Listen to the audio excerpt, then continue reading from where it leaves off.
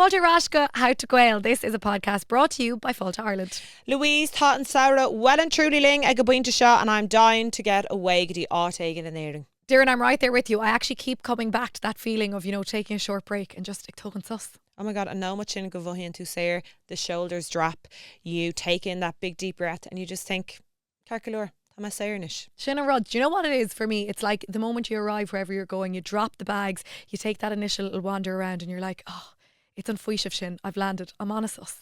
John, I'm feeling it straight away. I'm a little bit earlier than you. As soon as I hit the road, I'm blaring the Ceollar radio to the Fanoga, Hisagum. I'm heading west Bader, toward Aig, Earn Wild Atlantic Way. The sea, the cliffs, the swims, if you're feeling brave, it just wakes you up. Well, ein team latex to is hain gur bralum irhina tira. I love it. But on Sarah Shaw, I'm kind of feeling something more, I don't know, Rodé can suv nach Lorna tira. I'm thinking the hidden heartlands.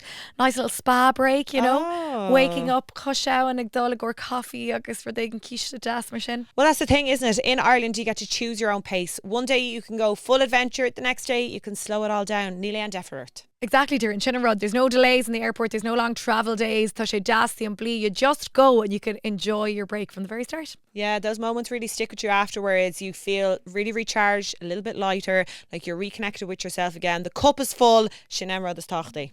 Sinead, and so whether you are chasing that Atlantic fin of an air or maybe you want to take a sus in the hidden heartlands, whatever you do this summer, tug sus the chain. So what are you waiting for? Din plan dud hir a jaar inish ag discoverireland.ie. You know, Louise, I do like the Yonga Usoid. Girl, Usadam and Tanga Goni. I know, but you really need to get in there. Yeah, but Chin and Fog Vias Raw is even like na icebergers. They really make you work for it, See, I'm a brunch girly myself. I don't think we'll Todd any far or La Bras real. Yeah, smallam na classics come up. Camrialler and the Twisters. I feel like they're the cornerstone. They're the OG, the HB classic, like, aren't they? Dripping down your hand at the beach. I do love a Twister. I think sticky hands and sticky fingers are kind of synonymous. Le laig and tra, le led on taurig. Do you know what one I love? Go on. A Calippo. And they have a new flavour, strawberry. You can't bait Calippo. It's a little bit of juice at the end. You're really spicing things up, aren't you? Trying something new, Louise. What can I say? It's Brolums and Mhongáin at Usoid Coma. And we're sure with HB celebrating 100 years, how can I resist? Girl, none of us will resist. You can also join the fun and celebrate 100 years of HB by picking up your favourite HB ice cream on Sarah Shaw. Hello, August Fáilte go How to Gael. Oh, hold on, let me move this in a little bit. You did such your little podcast voice there. Hello, August. Okay. Shut up. Okay, what's your I said it. We're leaving this in. Oh God. Okay. You're such a little okay. Okay. Fáilte go How to Gael lumps of Shiva. Agus lumps of Louise. Okay. Okay. Agus Neil there to show tá she airline to see her a fat cúpla seachtainna. Tá an vertigo Gaeilge agus. Do you know what now, Shiva? You'll have to tell me. How's your weekend? Bhí mo weekend go Hálan. You know, I'm sure das. I celebrated my 2-year wedding anniversary. Yeah, Chábhlíon. It's getting serious. Yeah. Still married. Folks posta. Yeah. No, bhí an blin das, baby nua, all the good stuff. Yeah. It's going well, I would say. Dachar credit agus bhí I'm sure go Háling and Dershot. I'm sure go heaving. Yeah, bhí shocked and really dascom actually. Do you know Roddy N mail in a shop? Oh, do you know what? Do you know what I'm going to tell you? I have a new claim to fame. As go if on. I needed another one, says you. I need to know. But yeah, go on. Okay, so Bloomsday. Yeah. Bloomsday, being Sháile and Sháile Dag to Bhíon Vev, and it is to celebrate the work of James Joyce, specifically Ulysses, right? I have a relative, Celera Ulysses. Stop. Okay, let me guess, because I think I know some of them. Is it the main fella? Leopold Bloom? Yeah. No. Okay, is it his wife? No, you're not going to Is it the guy who died in Glasnevin? He goes to his funeral. Oh my God. So he is buried in Glasnevin Cemetery. Sorry, what? By the way, Shiva had prejudged me there being like, she doesn't know any of the characters in Ulysses. Yeah, but no, we got to, like, this There's like 4 characters in that story. Have you read it? Yeah. Have you? Yeah. I love it. I'm a sucker for James Joyce. Yeah.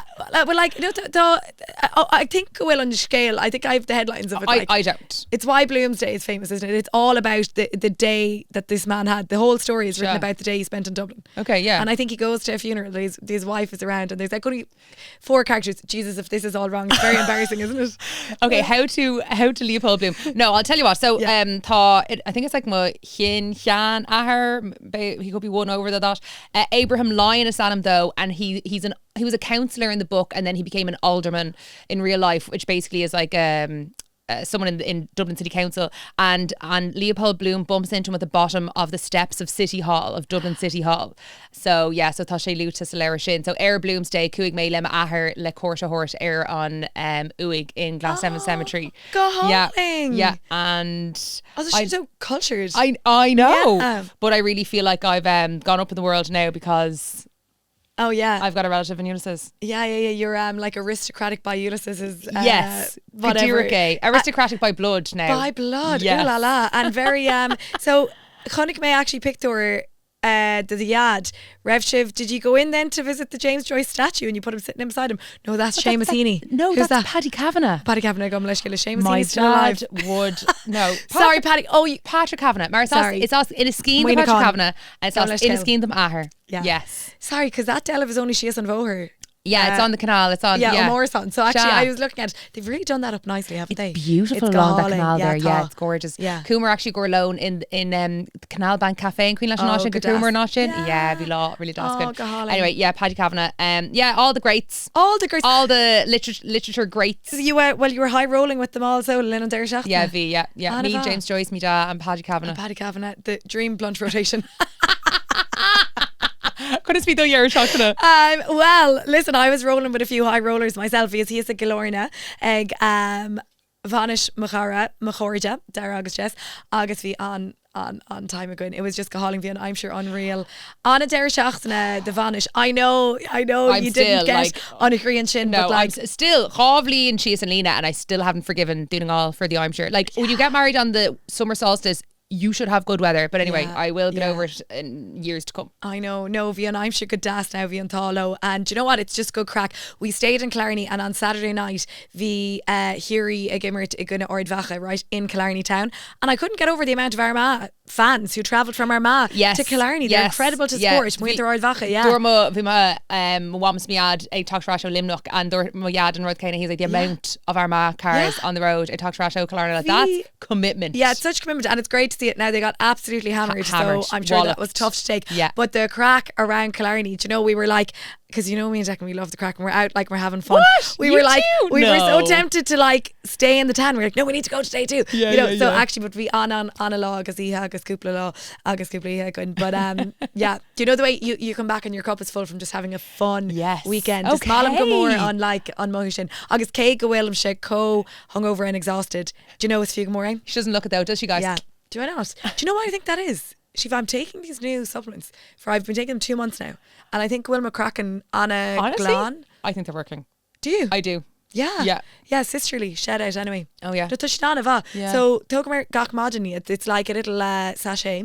Yeah. Into a little ishka. Agus tá, I don't know, in a ruddy or fun. But they're like meant to do the skin, the hair, the magnesium, the sleep, the whole shebang. Wow. Yeah, agus I'm actually calling you as far chuma. You're glowing. Am I? Yeah. No, could be the sweat as well, but say no more. Say no more. But yeah, no, Shinny and Michelle and Dershach. And the Anguna Gahaling, I love powder blue. Yeah. Yeah. Toshe good das. It was just, you know what? It worked out well. I must give a little shout out as well. There's a new lovely girl after opening a rental place on Leeson Street. It's called Elan. I just thought it was an Irish word. She says no, it's like Latin or something. I don't know. It's something to do with it. Because I was like, would it be so nice? She doesn't know her Gaeilge from her Latin. She doesn't know her Seamus Heaney from her Paddy Kavanagh. What does she know? Fashion. I looked great. A good dress when I zip into it. But you know what, lads, will I tell you this? And like Thon Luchter himself, but anyway, Veer McFogall and T Madden of it is now Monday after the weekend of this wedding that we're recording, and like I don't want to be giving out to Declan, but I asked him one job, I said, will you just bring the dress off the back of the door? Okay? Bring the dress off the back of the door. I need to return it today. So anyway, Landalamer Mlachlia, I was a token ton Corr, the Dulwich Ober Agus Tseachtain, so, and I was like, right, where's the dress? And he was like, it's there. It's in the back of the car hanging up. Lads, he took the dress bag Oh. No dress. Tá gúna fósalim nach agus ní lech an mála gom sa cá mé anyway. Rud éigent a sort Want something done, Louise. like, yeah, do it yourself. That's what I'm saying. Do it yourself. For rare. Yeah. I've got but a anyway, husband too. I know the feeling. It was a laboratory share mod, and I was like, Declan, did you walk down the stairs with a fucking empty dress bag and not feel that it was that light? And he was like, I don't fucking know. He's like, you're so tiny, Louise. I just thought it would be a little light dress. Yeah, you well, know, anyway, you're oh barely my there. God. And I was like, what do I do? Do I ring my father and get him to drive the dress up the Ah, road? no, Like, not Tom. yeah, I don't know. So anyway, he would do it. Yeah, I know he would. He would. He would. Yeah, he'd be yeah, up the road. But anyway, sure, look, Thorley and Shay. So the dress looked great on me. Never made it back. Gafol. Keep it. Yeah. No, don't. No, don't. Rabbit. How to break the rules. How to break the rules. Full circle. You'd know. Okay, Bugger I will fucking would. Okay, Bugger Raig. Co-ragras. So Vumer play le Danny how to be annoying and be right Dini Dagval air Spotify. So Doris the agent Ruther Current Stalker who egg it over when someone sends an email or a Teams message then comes around the corner to tell you they've sent the email or message you. Like Isagum, stop stalking me. Adorlian Station Signific. Yeah, it's really. Yeah, just popped you an email there. Did you get my? I actually just messaged you on Teams. Yeah, but dhéanamh shin. What? I think Mishan Dinishin in Amity. Really? Yeah. Do you know if someone hasn't replied to you, like? Do Oh, you see my okay. So Teams? you double text. Yeah. Kinley. That's kind yeah. of double texting. Signific. In Amity, yeah, I know it is. An isn't email it? and then a hey girl, hey. Oh yeah, that's actually so annoying. Yeah, but I suppose if there's a job to be done, you'd be like, and now hello? she's off for the jobs. Yeah, okay. now you're off the jobs. Yeah. Do you know what it is though? It's because I swing in, swing out and do 2 hours of work in a day. So if it can't happen within those or like I don't want to be getting a hey girl like a deck on a hook, you know. Yeah. But anyway, who else has been in touch? Someone says, someone who is always looking to one up you. You had a bad day. Well, I had a worse day. Yeah. Drives me mad. Yeah. You went to Tenerife. They went to 11 Reef. No, because you didn't go to it. Yeah, you know, I've never heard that. That's very good though. Yeah. They're always trying to whip you. Yeah. I don't know. Ní really currently shit a stalker because I'm kind of like, am I that person? Is that why it doesn't annoy me? I think we all have a pang at that, but like there's an element of being performative in that, isn't there?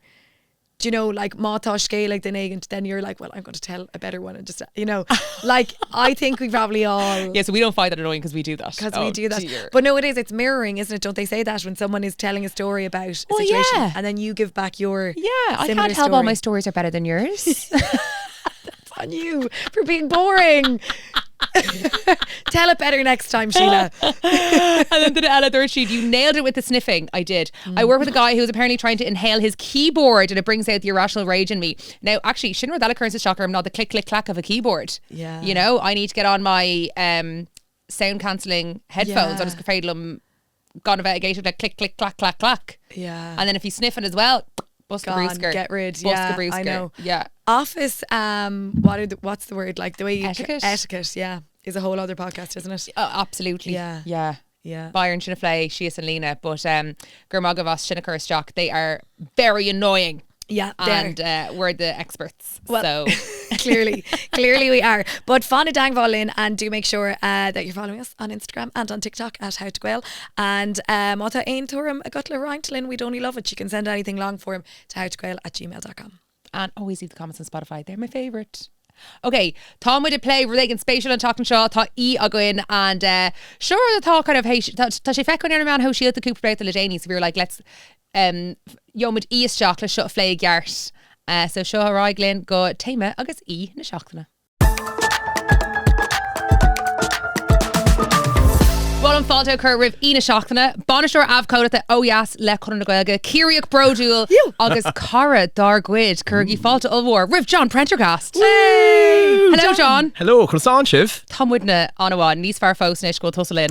Stop it, Shiv. Go dare hear how thought you Linner and Pod like Kate Fogger Hook Shed made Shin Town. I think it was Aspaquira, was it? I was checking the post Gaeilge law page. Yeah. Well, yeah, ní raibh too famous a gohan, I suppose could you go to no dear, hey, well, listen good, you know, Gaeilge the numbers are cogger na lein decide, you know. Oh my god. Anyway, John, Donar Nay story in Istún Futain. Okay, it's Misha Dara Niglach. This is Goblin Scale. Oh, she wishes. She wishes. I'll tell you what it is. She would totally wear this jersey. Come on, though. She would. Your mullet isn't that good though. Yeah, mullet. Sorry, John Prendergast with the mullet. Gentle mullet. Count that Bogathown. Hostigoth, you know. Could I differ? Nather, so it's chinny Corr like beam sticks a Gruger, and I'm like, I don't want like a hard mullet. I want like a gentle mullet. You know? Very Paul Yeah. Mescal. It Very is. It's kind of a curly mullet. Now, I'm going to say my father, who is in his 60s, has kind of a similar style going on. The curls around the neck. August, you know, Vishay get on. I will give him this much. He's had it since I'd say the mullets first came out. So everything is cyclical, you know. I'm telling So I you, think yeah, John, yeah. Trade, who's Shad? He is It's Shad. giving zaddy. On Tuilleadh de Cantaloon. Okay, let's not explore that. Arasho, it's a simple thing. Well, it's ní mis there, it's mis John. Agus mar dúris curiach chumé trocha trí tor sa shame.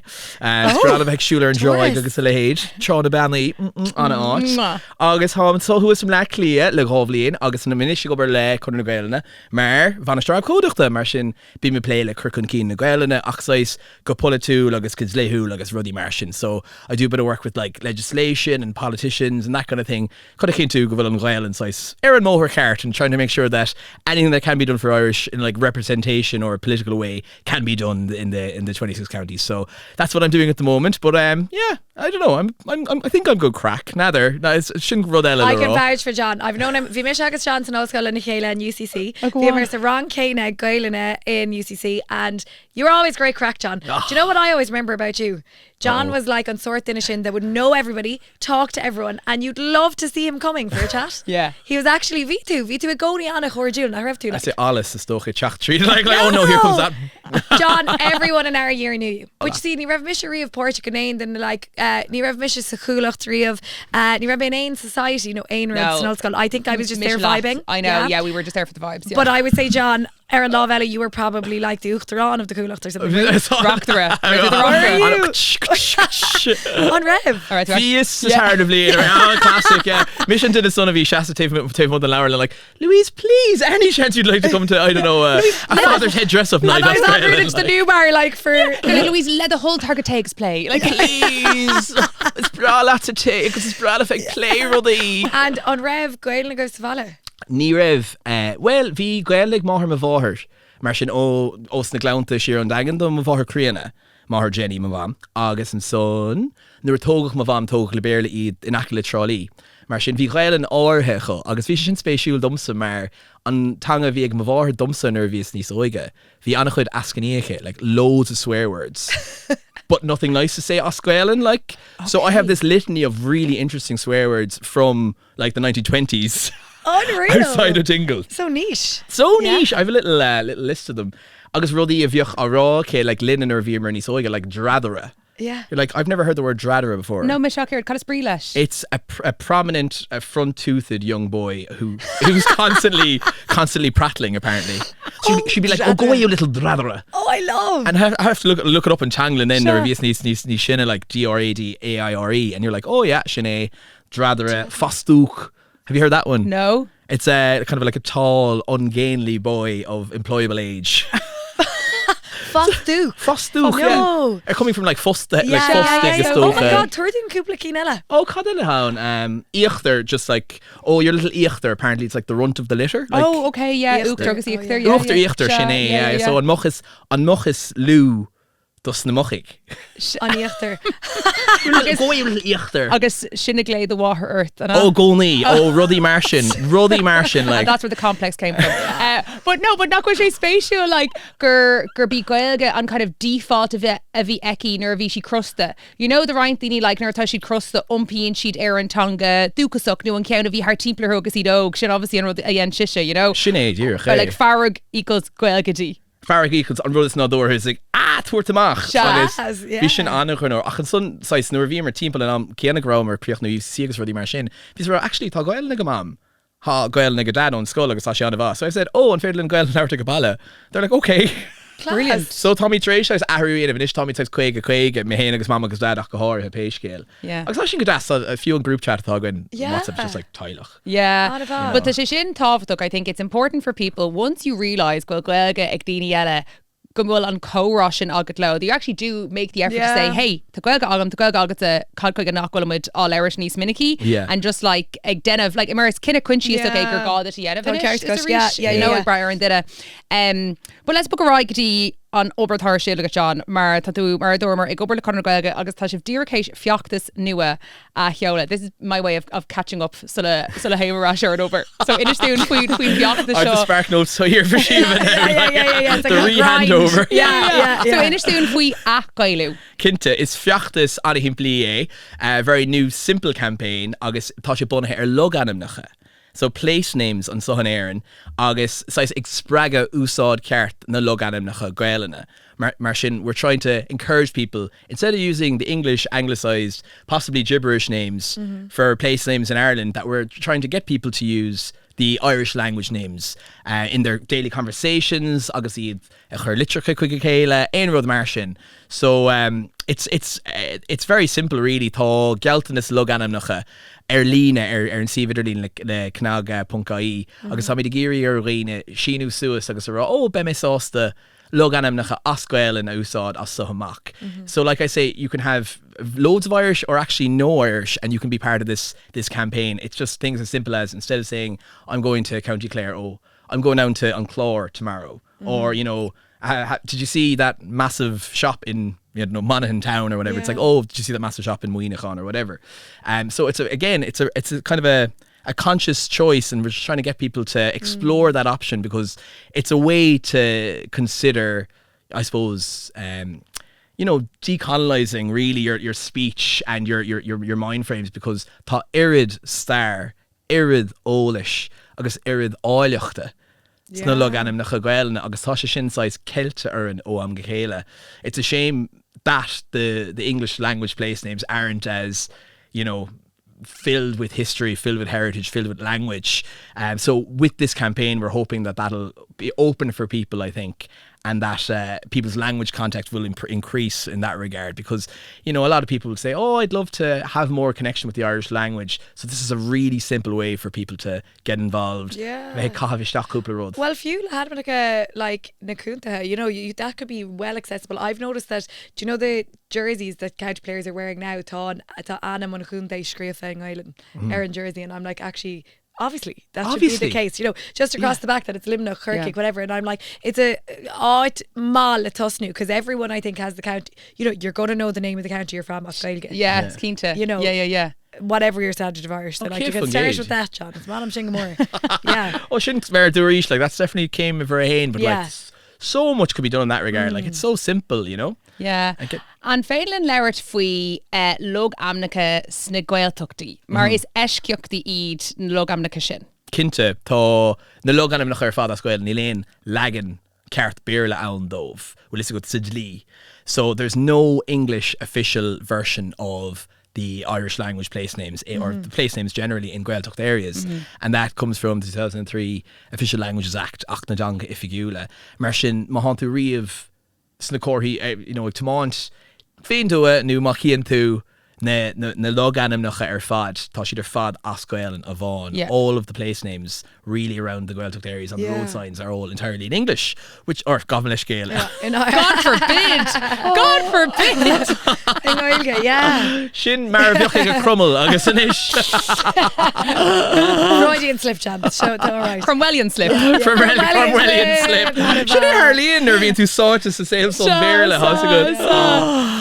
So obviously tá tú fechan turn a Corr bora, and they're all in the Irish language, as is right, I think. You know, and they're very prominent and stuff. So like, even you have to ask yourself when you're driving around in Ireland, you're seeing the Irish version, and it's in italics and it's smaller, and it's sometimes pressed in, and you're looking at this big caps locked English. You're thinking to yourself, Cad is Cíle sin, Conna héamh goil sin down, a reached colonialism, and because a reached Béarla Brúta gachéine. Always colonialism, yeah. It's just war on Béarla over here. A recurring theme in Podshire. Absolutely. Cad é an logainm fearlat? Will logainm a gut gur fearlat? It's brála na hain ceanna as Gael and Paige tá si go hall, and tá cúpla ceann, like, and they would make you think, even in terms of areas, like for example, like someone, I'd be talking to someone, they're like, I'm from Athain, Limerick or something. I'm like, I'd say you're a high enough old place. I'd say there's a bit of a sleeve there. And they're like, how did you know that? Like, the nasca leis. And slay, like, and you just feel like a psychic then. Yeah. I thought Olas na háte go. Got a bit hound, like. Yeah. Agus rudí ar nos hasagwh gní go le I géirí chomá. I can't even spell the Béarla. It makes absolutely no sense to me. There's a V, there's a Q, there's a silent Batman symbol. I don't know what it is anyway. Tá annach chuidig mach the raig.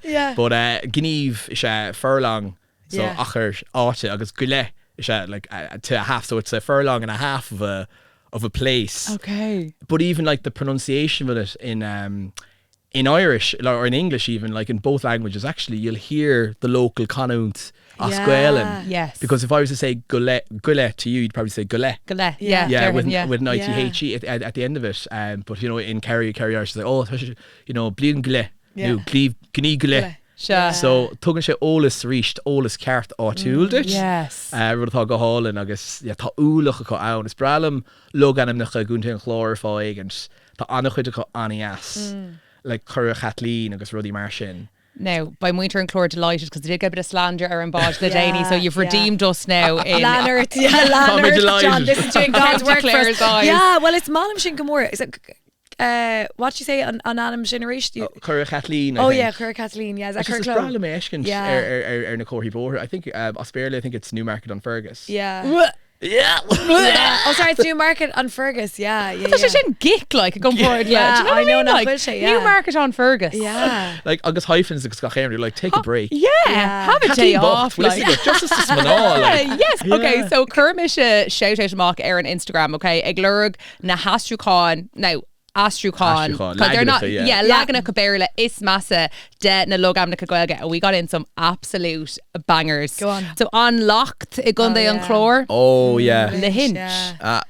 And folks, being actually argon to and goni, these forth the Amarialer and Lehinch la A, no Lehinch la E. Lehinch. Now, Derrim she Lahinch, Igoni. Well, no, hold on. No, you don't. Now you say on Leacht. Oh, now go on, No. So actually, Kerwood, it's been in Creek of Curlish Despork shit. Yes. Just There we go. Tubber on Corr is Schligach, okay? Yeah. All in Tubber, so Tubber. like Darren Tishin la cared ta sa counter. There's a well, Tubber on Corr. I think it's like the well of the cauldron. So like, really deep well. Tubber curry. Yeah. Well, yeah. Again, when there's like a Tubber curry, like when it's kind of like Tubber curry. It's Sháile did a le blossory load of block clear or Tubber curry. But how did on Corr become curry? Isn't it gas like? She didn't finish in because I don't see any correlation whatsoever. Yeah. Like ignorance. That's how it happens. Because it's Tubber curry out even. Like, what does that even mean in English? Nothing. That's the whole point. Yeah, is that it's gobbledygook. It's offensive gobbledygook. Yeah, offensive gobbledygook. Sinead. Okay, and Counter, Kerma Wam and Counter Rai Coom actually, okay. Actually, Glockshi Green Graph, agus Kirsty Rai Coom. Corr E Wongon. Severla, it's Curry Wongon. Like, and now, like it's, but like, not for me to think silver they can that you'd go in and order in the Chinese. Can I have the curry wongon, please? Number 17, curry wongon. It's literally like curry wongon. Curry wongon and curry was gone off, I think, maybe. No. That's going to Gaeilge. That's like, wouldn't you be wanting, if you're from that place, you'd want to be using the Irish because the English is actually, frankly, embarrassing, isn't it? Like, it is, yeah. And ní Corgan milk, like there's a Y and a W next to each other. Ní Corgan milk Y plus W tape. No. Do you know what I mean? In ain logainm. It's a tear shot. Níl W new Y san abítar Gaeilge. Yeah, like curry wongon. I've never heard anything like it. Isn't it horrendous? That's so bad. Agus may just like brand new wearing literally in a cat. It's so bad. Like okay, what? Háceann os an Gaeltacht Nunagal. Okay, so Ron na Ferste, atá go háling, Rana fast. Yeah. Gick. No. Ron na Ferste, whimsical. Yeah. All in. Yeah. Go hauling like Rana fast is just like flat. Yeah. Níl aon down like. It's aggressively flat. Do you know what I mean? Shouldn't heal me. Okay, and Kay Carnella, this one actually makes me gag. Go on. Okay, so Guidor. Oh, so yeah. New kind of Derek Sheets and like Guidoi. Guidor. Yeah, Guidoi. And Severla, it's Guidor. Gweedore. Yeah, on a phonetical. Yeah, the Guidor. Delete. Control Alt Delete all of those barriers. Yes. Like, just it's shocks of us Gabrewsker like Guidor. Like how she go hauling and just a few. Oh, just the words like grey, obviously win, door, ishke, like just like so good. Yes. So good. Why would you not use that? So like we may actually play show le cahal le cúpla news and we session face like codis massa na hastruchan go Béarla de áitena cake will on a critical micrain new one gobbledygook. Do you know what I mean? On a kesh. Yeah. Braham like few na ladna hánig timp le Sasannig a dhéan an ordnance survey like it's the equivalent of modern day like AI slap. Yeah. They kind of just threw it in like agus ví a chuoine sin an nómh chománú né.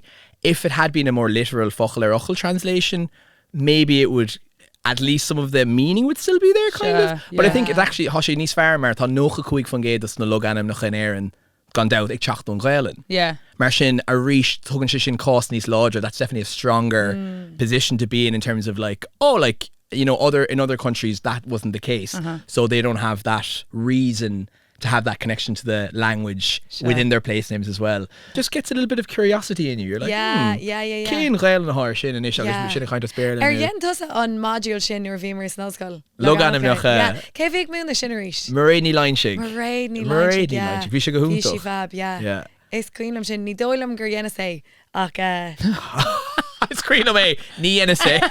No, Corr but- ceiste. Ní anime, but cúna gur se Well, bhá. is cuiinm nuair bhí sé ag gon mar rá all right. Bhí sé, I was it up against what they can tell it. Do you know what was up against? What was it up against? Modern Ina.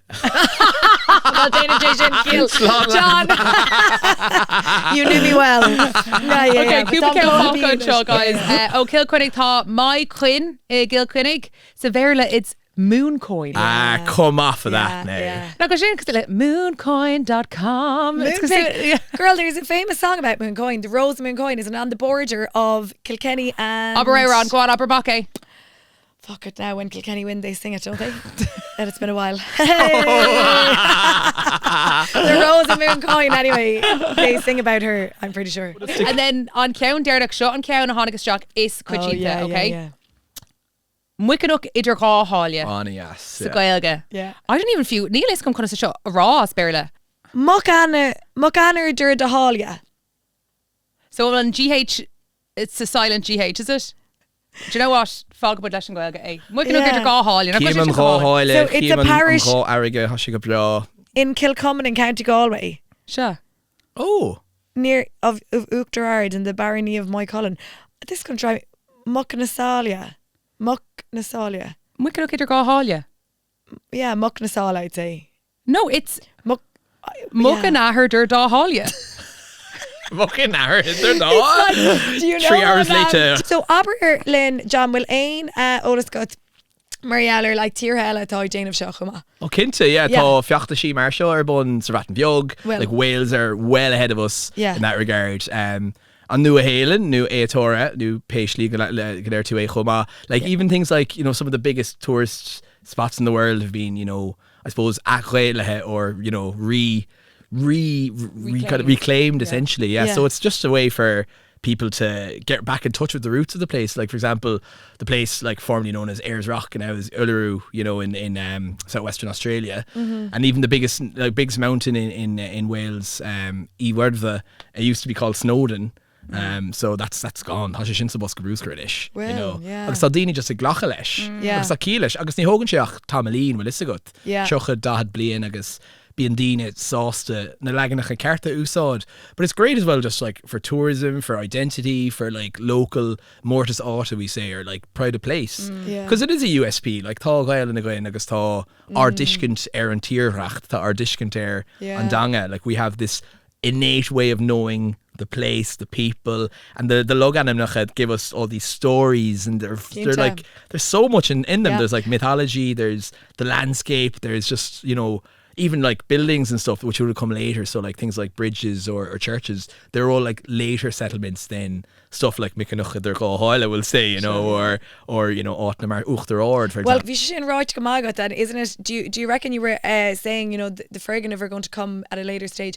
Cadan crack lesh na sráidena, because there's been talk, hasn't there, about Drury Street even in Dublin, and groups trying to come out and to change the names. Oh, yeah. I've seen they've like just been putting up their own Yeah. their own, what you call it, Signage. not graffiti but signage, yeah. Yeah. I think even like with Shráid Animnacha oh yes, aber tá annachid like mílitrithe ann, and there's some things that were like just spelled incorrectly or like, you know, not as prominent, or maybe older versions as well. So Hoshe Spatial, but like I mean, I think people forget like it's not just street names as well, but like, you know, there used to be a name for every field. Yeah. You know, there used to be like there was a name for every bóthín, like few gachéan bóthir gur chuoine bheith fóra, sin bóthir, you know, Yeah. you know, draw the phone and new and both ordinary payroll day. Like, so it's just what people know, and it's again, you know, knowledge from different generations coming out in us when we are using the correct names. So tá fear ní de úsáid gart agus iad bheith sa chósaíocht, because if people are chatting about them and using them, again, it's more of a connection to a past, but also to a present that we all have as well. So it's an opportunity really to be using these things properly. Like, even I got off the bus today and I said, he said, where are you going to? And I said, Shráidí Chonartha. I was like, I mean, come on, like everyone knows Shráidí Chonartha, that kind of thing, you know. But it's just like, it's just a way to get Irish being used as well, and just get people hearing it and get people connected to it as well. So yeah, there's a lot of work to be done, I think, generally across the country, but it's great to have the position we're in as well, that we're able to push forward and get these used. Like, an féidir linne in how Gael Gaelta na cnag go nenne ar ního. Logainm gas Gaeilge úsáid co-fadas gur féidirlinn. Do you know what I mean? Mar déanamh when anna could play ar áitna. Cinnte, déan, bí mar chuid an 1,000 duine atá éis an Gaeltanas logainmnacha a híú nu an seachtó agriocht. Mar sin, níl an sachan tús come on, we're hoping to like expand the campaign, get more people involved. Like, hopefully it'll be grassroots, you know, and get more people using it as time goes on. But as well, like, make a few political kind of campaigns out of it as well, and hope that again, like, policies can be changed. Can be agriochtaí agus spidir an rialtas fiú chumá ag déanamh níos sa fearr chun, you know, logainm nach cearta Gael na úsáid. Well, bheith scríomh like our Sholty baile an Gaeilge más féidirlinn, you know. Níos bougie dara a scríomh nénos in áit a dare anyway. I think ein tonga it's bougie, It's Louise. bougie. I spent so long trying to finally get into the village and move across the border, because dás mis níos I Gilchornán broke for the border. Listen, I know Kilcornan, well, we love Kilcornan, I love my parish, but Kilcornan doesn't have the same, you know, if I was far and fwished and I was bringing the litter go Darha, no go Kilcornan, you know. So you're even thinking about being judged by far and postman. Yeah. Okay. Okay. Tá sé de ceart goin ar seoltaí úsáid in Gaeilge, because I know tá sé hééis thoirlíonn sa tí feice gom go bhfuil daoine an foiis tééis an seola a ascríomh méile, but tá sé de ceart goin, like, it is our right to use seoltaí in Gaeilge. Cinnte, agus tá sé fearháachta go háir is leis na air codes, mar is cum catá scríte. Oh yeah. All right, well, John, ain't that like a chur leis an méid tharát go aniuh? I just sin tá sé dash simply mar fheachtas is stochas gur féidir le daoine. People can go on to cnag.ie and go on to AthGhaelú and sign up, and if you have an organisation as well, you can more than welcome to sign up there. And we're looking forward to getting lots of people involved. Bheith scapan na Gaelna agus bheith déanamh níos mhó agus níos mhó le chéile, mar ar scá chéile a bharan na daoine. John Prendergast or there.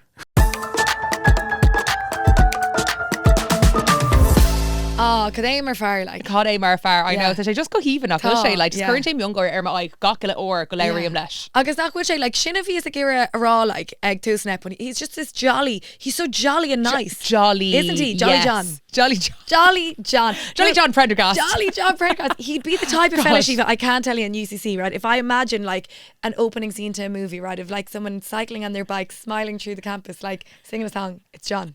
Do you know that's him? Can you see it? No, totally. I'm sort of dinnish, and you'd see him coming and you'd be like, ah. Do you know, like, that sounds like, no, I mean, like, oh, ah. Neil True with the John. Are you analysing my ah? Yeah. You're kind of saying like, ah, bless. Like, no. I got to help. Oh, look, he's, oh, dear, dar saw one. Petine, Christach John. No, it's Brawl and John. No, it's and like a Lehead Gansey VR. That's the Conradh Gaeilge Bear Bua collaboration. Yeah, we should have slagged him actually. It's very much giving like vias imachoni and Ballinir Dirk and this, do you know, is Ballachliach me? Yes. Yeah. Really on move more sus Ballachlia. Rod Knock Revagay, he had the mullet, the jersey, Acne Revan, Bonnie Clusa. Okay, and Caterella. Yeah, we'll do a live ear piercing. I have experience. Le John Prendergast. We'll do it at EP. Yeah, we'll pierce them live. Bíown. Yeah. Níl muid glúis dhéanamh mar I think flamer go glúis den a logainmnacha. So I go yup agus yacht. Okay, tá yup agum. Okay. I received the best compliment ag an deir seachtaine, okay? So I'm here to share with people that you can go out and use this AthGhaelú moxa down more, okay? So everyone thinks that their baby is the most beautiful baby in the world, okay? And I am no different. Dorthin loving ag an deir seachtaine. They said to me, do you know what? you're not biased. She really is beautiful.